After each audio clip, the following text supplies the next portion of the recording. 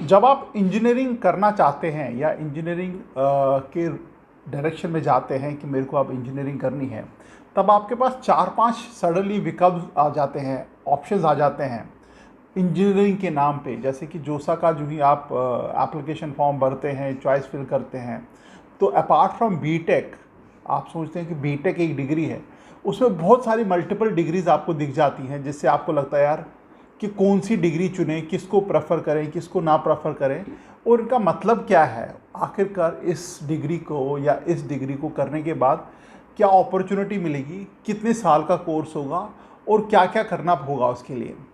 तो आज का वीडियो उसी के ऊपर, जैसे बीटेक है, बीएस है, ड्यूल डिग्री है, एमएससी है, एमटेक है क्या आखिर चीज़, आखिरकार ये किस डायरेक्शन में जा रही है चीज़ें, क्या इंजीनियरिंग ही ये डायरेक्शन है सारी।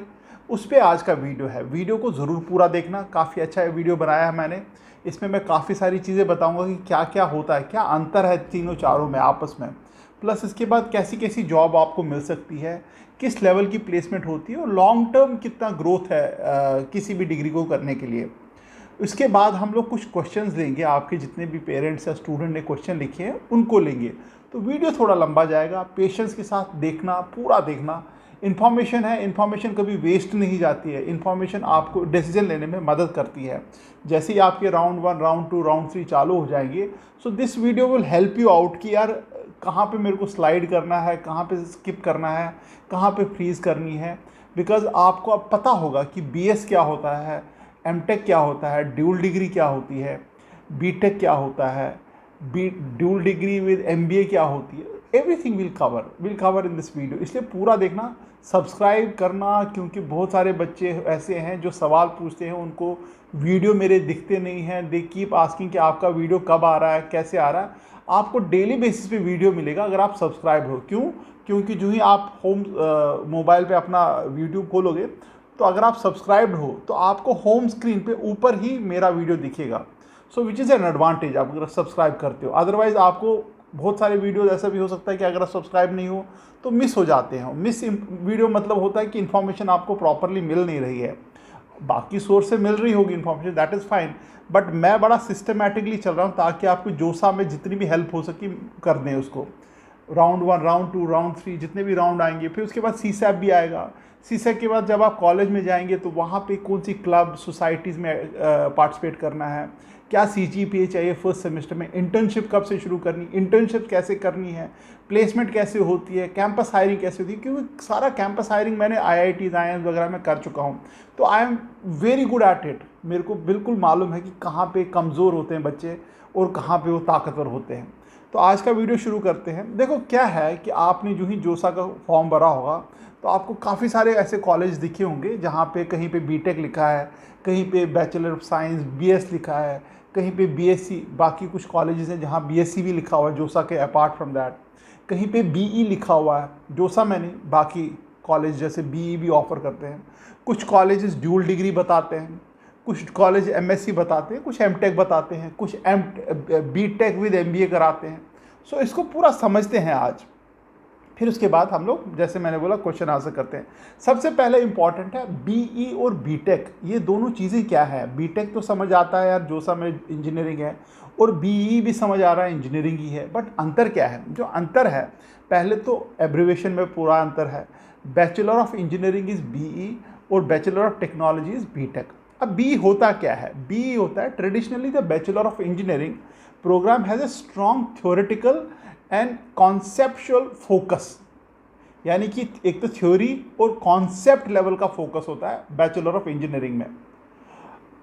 दे emphasize on the fundamentals of engineering principles, जो इंजीनियरिंग के प्रिंसिपल्स होते हैं उनके ऊपर ज़्यादा जोर दिया जाता है, एंड उसकी जो थ्योरी है, प्रिंसिपल एंड थ्योरी पे ज़्यादा ध्यान दिया जाता है। यानी कि आपका जो बेस है, इंजीनियरिंग का बेस है, उसको काफ़ी साउंड करता है बीई, अगर आप बीई कर रहे हैं। और अगर बीटेक कर रहे हैं तो BTech on the other side program often have more practical and application oriented approach, यानी कि डे टू डे लाइफ में उसका क्या काम है, कैसे वो चीज़ें होती हैं। मान लीजिए आपको कंबशन इंजन समझाया जा रहा है, तो कंबशन इंजन रियल लाइफ में आपको दिखाया जाएगा कि यार गाड़ी में कैसे लगा होता है, क्या होता है, रियलिटी में कहाँ कहाँ फिट बैठता है। तो वो रियल लाइफ एप्लीकेशन उसकी दिखाई जाती है, उसके प्रिंसिपल्स को रियल लाइफ एप्लीकेशन होती है। They focus on the application of engineering principle and technology in real world scenario. मतलब जो रियल वर्ल्ड सिनेरियो में इंजीनियरिंग एप्लीकेशन और उसके प्रिंसिपल है वो कैसे इस्तेमाल होते हैं, बीटेक उसके ऊपर फोकस करता है। बट काफ़ी सारे कॉलेजेस इंटरचेंज करते हैं इसको, मतलब जैसे मैंने ये डेफिनेशन बोली, इस डेफिनेशन को छोड़ के वो कुछ इंटरचेंज करते हैं कि ये भी थोड़ा सा ले लेते हैं, ये भी थोड़ा सा लेते हैं और अपनी कन्वीनियंस के हिसाब से उस डिग्री को नाम देते हैं, बीई या बीटेक। इंटरनेशनली भी ये बड़ा इंटरचेंजली यूज़ होती है। अगर आप बीई है तब भी कोई प्रॉब्लम नहीं, तब भी आप इंजीनियरिंग कहलाओगे। अगर आप बीटेक हो तब भी आप इंजीनियरिंग की कहलाओगे। बट जो अच्छे कॉलेजेस होते हैं उनके करिकुलम में, कोर्स में थोड़ा अंतर होता है इन टर्म्स ऑफ कि वो क्या फोकस करने वाले हैं, बीई वाले और बीटेक वाले क्या फोकस करने वाले हैं। दोनों में कोई समस्या नहीं है, दोनों अच्छे हैं, बस टर्मिनोलॉजी का अंतर है, फंडामेंटल्स का अंतर है और कोर्स स्ट्रक्चर यानी कि सिलेबस का अंतर है। जैसे बिट्स प्लानी है वो बीई ऑफर करता है, आईआईटीज़ वगैरह जो है वो बीटेक ऑफर करते हैं। मैक्सिमम कॉलेज इंडिया में बीटेक ऑफर करते हैं, but there are good number of college जो बीई भी ऑफर करते हैं। So there is no problem in that. Once BE BTech आप करते हो तब आपका जहाँ पे भी इंजीनियरिंग का काम है वहाँ पे आपको जॉब मिलती है, weather it is automobile, weather it is telecommunication, जहाँ पे भी साइंस और इंजीनियरिंग का मिलाप है वहाँ पे आपको जॉब मिलेगी। Whether it is IT companies, construction, roads, dams, आपका रेलवेज, एविएशन, जहाँ जहाँ कुछ बन रहा होगा, मैन्युफैक्चर हो रहा होगा, weather it is software manufacturing और हार्डवेयर मैन्युफैक्चरिंग या मशीन मैन्युफैक्चरिंग या मशीन के साथ काम किया जा रहा हो, वहाँ पे इंजीनियरिंग की ज़रूरत पड़ेगी। अब यहाँ पे ही इसका स्कोप ख़त्म नहीं होता है। काफ़ी सारी जो कंसल्टिंग फर्म्स हैं, जो दो टाइप की कंसल्टिंग होता है, एक तो होती है जो इंजीनियरिंग कंसल्टिंग फर्म्स होती हैं जो कंपनीज़ को कंसल्टेशन देती है। मान लीजिए डैम बनाना है, और डैम बनाने के लिए मान लीजिए टाटा वाले डैम बनाना चाहते हैं कहीं पे, तो बट डैम कैसा बनेगा, क्या स्ट्रक्चर होगा, कितना उसमें मतलब कंस्ट्रक्शन वर्क होगा, सॉइल टेस्टिंग वगैरह सब कुछ, वो उनको कोई मशवरा देगा, एडवाइस देगा। वो कंपनी कौन सी होगी, वो कोई और कंपनी होगी जो उनको एडवाइस करेगी। सो वो एडवाइजरी फर्म भी काफ़ी तादाद में इंजीनियर्स को लेती है। मान लीजिए आप डैम का एडवाइस करना है तो उसके लिए कौन होगा, आपका लाइफ साइंसेस का इंजीनियर होगा, आपको एग्रीकल्चर इंजीनियर चाहिए, आपको सिविल इंजीनियर चाहिए। तो उस कंपनी में वो लोग काम कर रहे होंगे who will advise Tata power, Tata dam for example. I don't know whether Tata बनाती है डैम, नहीं बनाती, but I am just giving the example. तो काफ़ी सारी कंसल्टिंग जो international consulting firm EY, Deloitte वगैरह है, वो भर के लेके जाते हैं इंजीनियरिंग स्टूडेंट को, दो कारण से। एक, इंजीनियरिंग का एबिलिटी होती है प्रॉब्लम सॉल्विंग की, क्योंकि स्ट्रॉन्ग फंडामेंटली मैथमेटिक्स इनका होता है।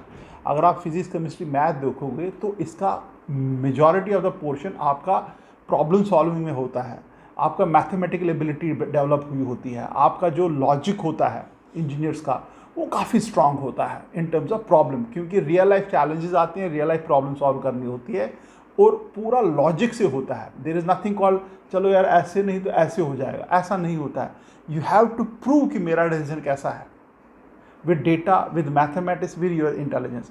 दैट इज़ द रीज़न दो टॉप की कंसल्टिंग फर्म्स हैं वो इंजीनियर्स को प्लेस करती है, अपने यहाँ पे जॉब देती है, क्योंकि उनको जब भी रियल लाइफ सिचुएशन आती है, मान लीजिए डेलॉयट है, डेलॉयट को गवर्नमेंट ऑफ इंडिया को एडवाइस करना है कि यार यहाँ पे आप फलाना प्रोजेक्ट सेटअप कर रहे हो या ड्रोन सेटअप कर रहे हो या कुछ और कर रहे हो।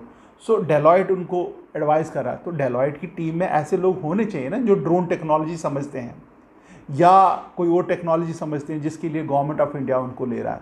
That is the reason they are hired. Business modelling करनी है, बिजनेस मॉडल्स बनाने, वो कौन बनाएगा, जिसकी पकड़ डेटा के ऊपर होगी। ये तो हो गया बीई और बीटेक। उसके बाद कुछ कोर्सेज होते हैं जो बीएस, बैचलर ऑफ साइंस, जिसको बीएस बोलते हैं, और बीएससी भी होते हैं। अब बीएस और बीएससी में अंतर ये है, जो बीएस है वो नॉर्मली 4 साल का होता है और बीएससी नॉर्मली 3 साल की होती है, अनलेस एंटिल ऑनर्स वगैरह को जोड़ दो उसके साथ। अब जैसे बीएस क्या क्या कौन कौन से हैं, जैसे आईआईटी खड़गपुर,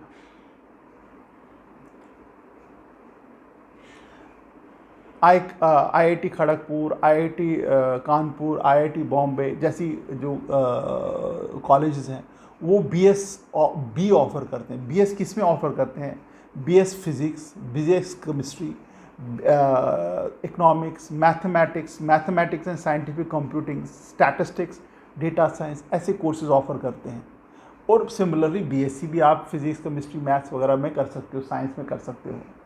अब इसमें जॉब कैसी मिलती है? इसमें जॉब मिलती हैं जैसे आपका रिसर्च, बिकॉज साइंस है और आप एक सब्जेक्ट में घुसे पड़े हो, जैसे जैसे बीएससी या बीएस मैथमेटिक्स है, तो आप एक सब्जेक्ट की स्पेशलाइजेशन हो, तो इसलिए साइंस रिसर्च में जिसकी एक स्पेशलाइजेशन हो, इंजीनियर हो, मान लीजिए ऑटोमोबाइल इंजीनियर है या मैकेनिकल इंजीनियर है, उसको काफ़ी वास्ट नॉलेज होगी हर एक चीज़ की, बट एक स्पेशलाइज नहीं होगा बंदा, तो इसलिए उसको शायद रिसर्च साइंटिस्ट या साइंस रिसर्च के लिए नहीं लिया जाएगा।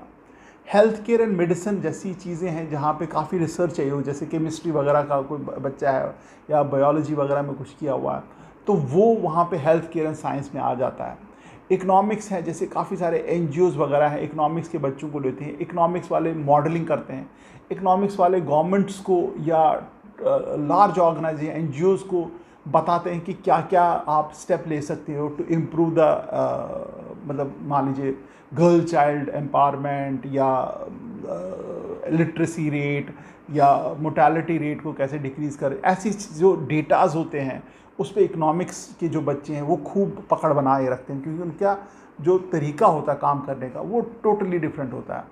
अब जैसे इकोनॉमिक्स के बच्चों को तो कंसल्टिंग फर्म्स भी उठा के ले जाती हैं, same is a case with other people also. Data scientist हैं, एजुकेशन में काफ़ी सारे जैसे मतलब कॉलेजेस हैं, यूनिवर्सिटीज़ हैं, वो ऐसे बच्चों को प्लेस करते हैं, अपने पास लेके जाते हैं, क्योंकि सब्जेक्ट स्पेशलिस्ट होते हैं और सब्जेक्ट स्पेशलिस्ट को कोई ऐसी कंपनी या ऐसा कोई इंस्टीट्यूट लेता है जो उस सब्जेक्ट में माहिर हो, तो वहाँ पे एक कंपैटिबिलिटी। मान लीजिए आप केमिस्ट्री पढ़ना चाहते हैं, तो आप किससे पढ़ोगे? जो उस केमिस्ट्री में महारत हासिल करता हो या फिजिक्स केमिस्ट्री मैथ्स में महारत हासिल करता हो। ऑब्वियसली सिर्फ केमिस्ट्री पढ़नी है तो केमिस्ट्री वाला ही आपको अच्छा करेगा। सो ये यहाँ पे अंतर है, बट डिग्रीज अलग हैं। अगर आप बीएस कर रहे हैं तो it is not a engineering degree, it's a science degree. BTech अलग चीज़ है, वो इंजीनियरिंग डिग्री है। तो आपको बड़ा स्मार्टली ये डिफ्रेंशिएट करना पड़ेगा कि यार दोनों में तो अंतर है। फ्यूचर में भी अंतर है कि फ्यूचर में भी आप इंजीनियर नहीं कहलाओगे, फ्यूचर में आप साइंटिस्ट वगैरह जो भी कहलाओगे, ग्रेजुएट कराओगे, बीएससी या बीएस किया हुआ वो कहलाओगे। सो इसमें अपने एडवांटेजेस हैं। एडवांटेजेस क्या हैं कि आप किसी फील्ड में स्पेशलाइज करना चाहते हो, रिसर्च करना चाहते हो, एमटेक करना, एमएससी करना चाहते हो, बाहर यूएस जाना चाहते हो, तो ये चीज़ें आपको हेल्प करेंगी, ये वाली डिग्री आपको हेल्प करेगी। बाकी रहा बीएससी है तो सारी यूनिवर्सिटीज़ ऑफ़र करती हैं, बट बीएस स्पेशली मैंने आपको आईआईटीज़ में ऑफ़र कर रही है, विच इज़ अ गुड थिंग, अच्छी चीज़ है। फिर उसके बाद आते हैं हम लोग एमटेक क्या है। एमटेक बेसिकली आपका जो ही आपका बीटेक हो जाता है उसके बाद आप एमटेक के लिए अप्लाई करते हो। दो तरीके हैं, या तो कॉलेज आपको डायरेक्ट एंट्री दे देता है, या टॉप कॉलेज आईआईटी एनआईटीज़ वगैरह में जाना, तो then it's a GATE entry. GATE is a exam for MTech. तो एमटेक 2 साल का कोर्स है, तो आपने बीटेक किया 4 साल, फिर 2 साल के लिए एमटेक करना है।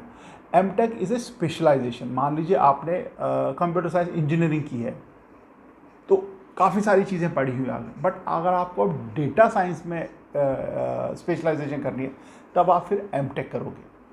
Same is the case with other engineering also. बाकी कोई इंजीनियरिंग को लेके चलते हो तो उसमें भी कोई एक सब्जेक्ट को उठा के आप उसमें एमटेक कर सकते हो। फ़ायदा उसका ये फ़ायदा है कि जब कोई स्पेशलाइज आदमी चाहिए तब वो एमटेक को उठाते हैं, अगर जनरलाइज आदमी चाहिए तब वो बीटेक बीई बच्चों को लेते हैं। तो एमटेक की प्लेसमेंट स्पेशलाइजेशन कैटेगरी में होती है। अब जैसे दूसरा जो होता है, अब काफ़ी सारे बच्चे जो होते हैं एमटेक बीटेक के बाद करते हैं, बट अब जो कॉलेजेस आ रहे हैं वो ड्यूल डिग्री ऑफ़र करते हैं। वो बोलते हैं यार आप 1 साल क्यों फालतू लगाओ, आपको मैं 5 साल में ड्यूल डिग्री दे दूँगा। अब ड्यूल डिग्री क्या होती है? ड्यूल डिग्री होती है आपको बीटेक भी मिलेगा और एमटेक भी मिलेगा, बट 5 साल में आपको करा देंगे। मान लीजिए आपको एमटेक इन ABC सब्जेक्ट करना है, तो आपको आप ड्यूल डिग्री के माध्यम से कर सकते हो। कॉलेजेस आप ऑफ़र कर रहे हैं तो उसके लिए गेट देने की ज़रूरत नहीं। आप जो ही जोसा काउंसलिंग या जो भी काउंसलिंग से जा रहे हो, तो अगर आपको ड्यूल डिग्री मिल गई या ड्यूल डिग्री करना चाहते हो, तब आपको गेट की ज़रूरत नहीं पड़ेगी। आपको at the end of the 5 year you'll get 2 degrees, BTech और एमटेक की डिग्री। अब मिलती क्या क्या, जॉब्स क्या क्या हैं, जैसे आईआईटी खड़गपुर है, IIMs हैं, IIT BHU, NIT है, triple IT, GFTI, all colleges are offering dual degrees also as well as MTech. हर एक कॉलेज ऑफर कर रहा है ये। और MSc is also in the same category. आपने अगर BS या BSc किया हुआ है then you can go for an MSc, क्योंकि मास्टर्स हैं। आपने फिज़िक्स में BSc किया हुआ है या BS किया हुआ है फिज़िक्स में, केमिस्ट्री जैसे अभी मैं बता रहा IIT कानपुर है या बॉम्बे है, तो उसके बाद आपको स्पेशलाइजेशन करनी है तो आप MSc भी कर सकते हैं। इनफैक्ट बिट्स प्लानी ऑफर्स MSc करता है, ड्यूल डिग्री ऑफर करता है, BSc प्लस MSc कर ऑफर करता है बिट्स प्लानी भी। अब इसमें मिलता क्या है, रिसर्च है, रिसर्च साइंटिस्ट आप प्लेस हो सकते हो, प्रोडक्ट मैनेजर होते हो, क्योंकि प्रोडक्ट आपको उस प्रोडक्ट में जान अच्छी है, आपको उस प्रोडक्ट के बारे में पढ़ाई किया तो उसका मैनेजर हो सकते, data scientist, project manager, technology consultant, system analyst, engineering manager, business analyst. And apart from that you can also be part of the, जैसे मैंने BE BTech के लिए बोला था, you can also be a part of engineering, you can also be a part of consulting firm, क्योंकि consulting firms को भी specialist चाहिए होते हैं कि वो उस बच्चे को चाहते हैं जिसको उस पर्टिकुलर सब्जेक्ट में पकड़ अच्छी हो, तो वहाँ पे आपको प्लेसमेंट अच्छी मिलती है।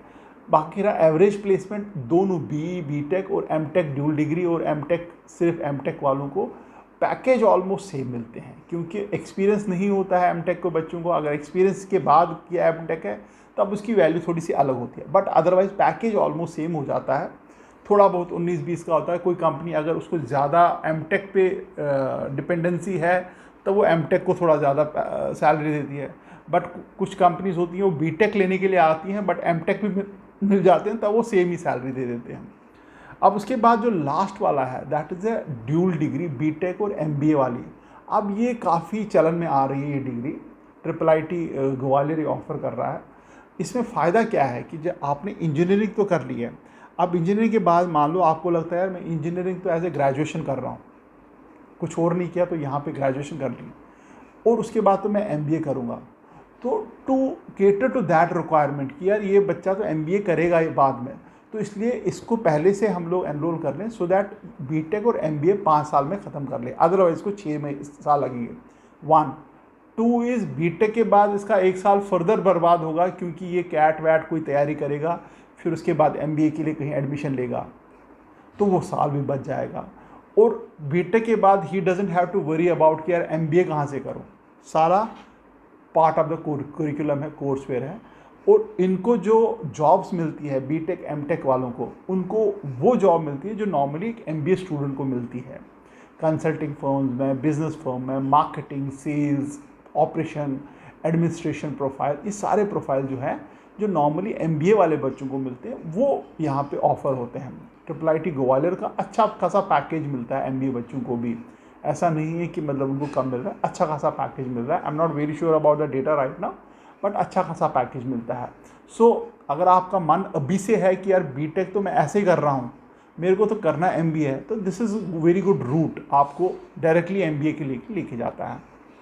तो मुझे लगा आज का ये एपिसोड ज़रूर था, क्योंकि अदरवाइज़ क्या होगा कि आपको पता नहीं लगेगा कि आप क्या कर रहे हो, और कहीं पे आपको कोई BS मिल गया, कोई MTech मिल गया, कोई ड्यूल डिग्री वाली सीट मिल गई, तो आपको क्या करना है, स्लाइड करना है, फ्रीज करना है या फ्लोट करना है। जो पहला क्वेश्चन, आप क्वेश्चन आंसर पे आते हैं, पूरा देखना, मैं जैसे बोलता हूँ पूरा वीडियो देखो, कुछ क्वेश्चन आंसर ले लेते हैं, शायद आपके काम का। तो sir bits Mesra ECE versus NIT Patna ECE।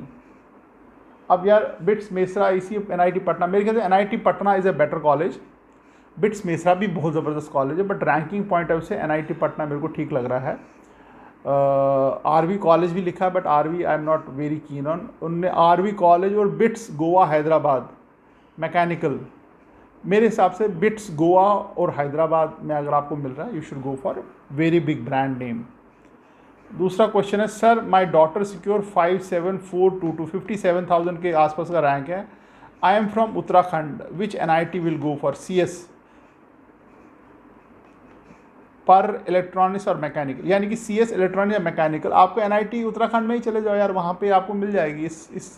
इस रैंक पे मिलने के चांसेस हैं आपके। ब्रांच शायद मैकेनिकल ना मिले, बट एक अच्छी ब्रांच मिल सकती है। बट अदरवाइज ऑल्सो आप बिट्स मिश्रा वगैरह भी ट्राई कर सकते हो, वहाँ पे भी कैटेगरी में मतलब फीमेल कैटेगरी में मिल जाएगा। नेक्स्ट क्वेश्चन है, sir which is better, private university और अंडर गवर्नमेंट यूनिवर्सिटी, मतलब गवर्नमेंट यूनिवर्सिटी। यार ऐसा कुछ मतलब कोई बैरोमीटर तो है नहीं कि बेटर कौन सा है। There are very good private colleges जो बहुत ही अच्छे, जैसे बिट्स है, थापर है, VIT टू सम एक्सटेंट काफ़ी अच्छे कॉलेजेस है। On the other hand private जो गवर्नमेंट वाले हैं, IITs NIT IIITs, इनकी तो क्या ही बात करें।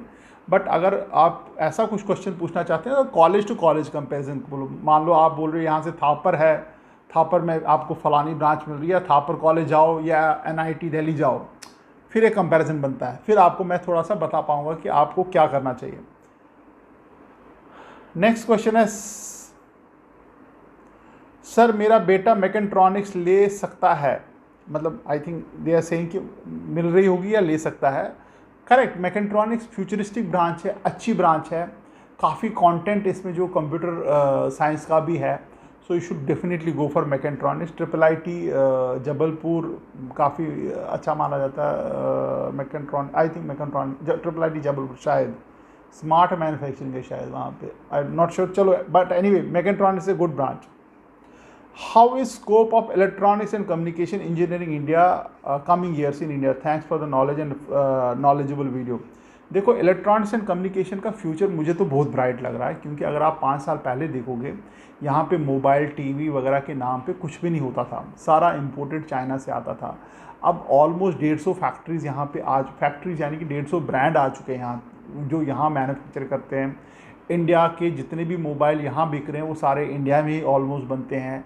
एप्पल भी अपनी मोबाइल अब यहाँ ला रहा है। एप्पल भी यहाँ से मेरे ख्याल से 20-25% जो मैन्युफैक्चरिंग है वो इंडिया की मैन्युफैक्चरिंग है। इन नेक्स्ट मेरे ख्याल से 25 उनका टारगेट है कि 25% जो उनका इंटरनेशनल मार्केट है उसमें इंडिया मैन्युफैक्चरिंग फ़ोन्स होंगे। यानी कि मतलब अगर मान लीजिए 100 फ़ोन इंटरनेशनली बेचते हैं तो 25 फ़ोन जो होंगे वो इंडिया से मैन्युफैक्चर होंगे। So this creates a huge opportunity in electronics and communication, क्योंकि ये सारा जो है इलेक्ट्रॉनिक्स एंड कम्युनिकेशन का ही खेल है। So this is I think very bright future. अब TV भी जो है वो इंडिया में बन रहे हैं। गवर्नमेंट ने काफ़ी रिस्ट्रिक्शन लगा ली है कि यार बाहर से आप मत लाओ, यहाँ बनाओ।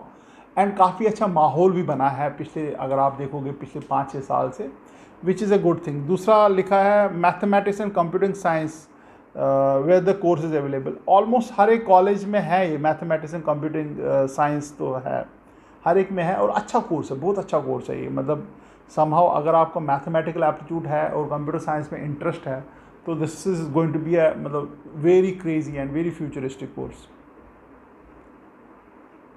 Sir asking again and again, NIT Jalandhar IT और CSE वर्सेस बिट्स हैदराबाद और गोवा। यार मेरे हिसाब से बिट्स गोवा जाना चाहिए आपको, क्योंकि एक तो इंफ्रास्ट्रक्चर ज़बरदस्त है, काफ़ी अच्छा काम कर रहे हैं वो लोग, पढ़ाई लिखाई अच्छी है, डिग्री आपकी बिट्स प्लानी वाली मिल रही है, तो आपको क्या चाहिए। बट फीस इसकी हाई है काफ़ी।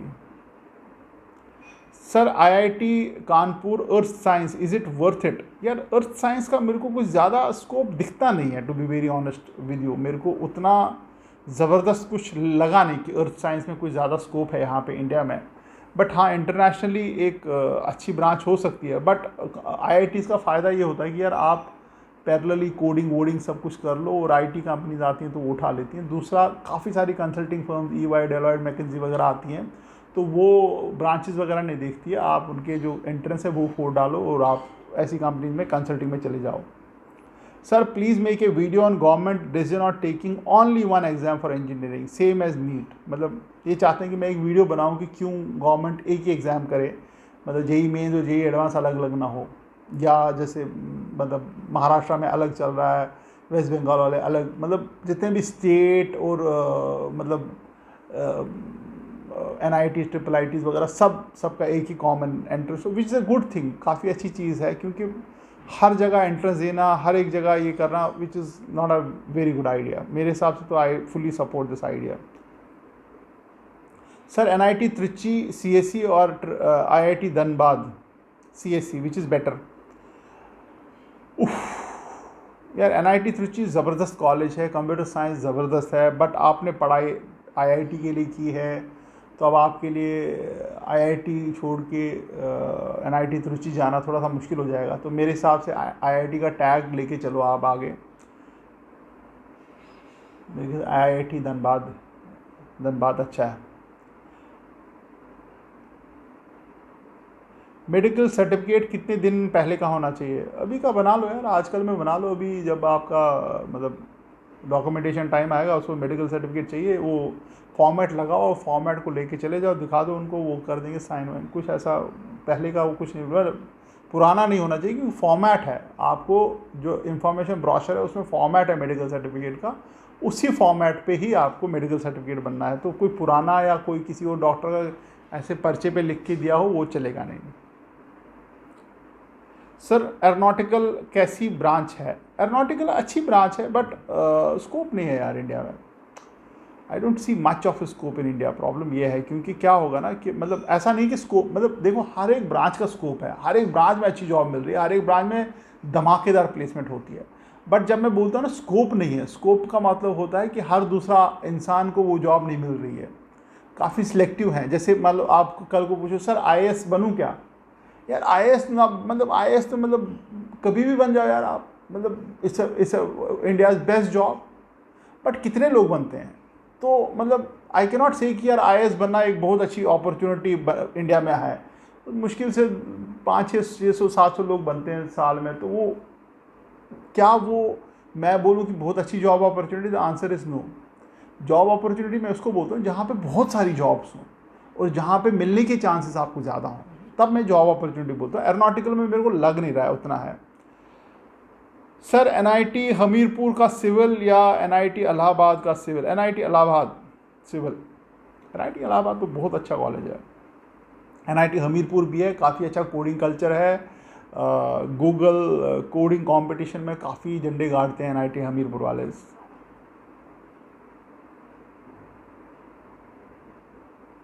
Sir please give me a detail how to get admission in NIT। मैं आपको अलग से लिंक भेज दूँगा। How is BS economics? अभी चलो हाँ ये अच्छी बात होगी। BS इकोनॉमिक्स कैसा है? BS इकोनॉमिक्स अच्छी ब्रांच है। देखो इकोनॉमिक्स ओवरऑल इंटरनेशनली बहुत अच्छी ब्रांच है। उसका रीज़न ये है कि आप इकोनॉमिक्स को कहीं पे भी, किसी भी गवर्नमेंट में, किसी भी कंट्री में आपको इकोनॉमिक्स चाहिए। और इकोनॉमिक्स सिर्फ इकोनॉमिक्स नहीं होते हैं, जो consulting, financial companies, banking, investment bankers, जितनी भी कंपनीज मनी रिलेटेड काम करती हैं, वो धड़ल्ले से इकोनॉमिक्स के बच्चों को लेती हैं। क्योंकि एक तो इनकी पकड़ डेटा के ऊपर अच्छी होती है और इनकी पकड़ ओवरऑल सोशल साइंस के ऊपर अच्छी होती है। तो ये बंदे काफ़ी कामयाब हो जाते हैं। अच्छी ब्रांच है, बट इंजीनियरिंग नहीं कहलाएगी। आप अगर आप इंजीनियर कहलाना चाहते हो तब ये शायद आपके लिए नहीं है, बट ओवरऑल एक अच्छी ब्रांच है। सर NIT पटना CSE और NIT सूरतकल मैकेनिकल? यार कॉलेज पॉइंट ऑफ व्यू से तो NIT सूरतकल अच्छा है। अब अगर आपका मन कंप्यूटर साइंस का है तो उसको तो मैं कुछ कह नहीं सकता हूँ, but otherwise NIT Surathkal is much better college. Sir please make a video on BTech cyber physical system and it's scope. देखता हूँ, बनाता हूँ, टाइम मिल नहीं रहा है, कोशिश करते हैं। चलो ऑल द बेस्ट यार, thank you very much. Question जितने भी आते रहें, भेजते रहो। अभी आपका जैसे राउंड 1 राउंड 2 की लिस्ट आने शुरू हो जाएंगे, तो उसमें भी काफ़ी सारा इंटरेक्शन होगा हमारा, उसकी भी स्ट्रैटेजी हम लोग डिस्कस करेंगे आराम से। All the best, thank you.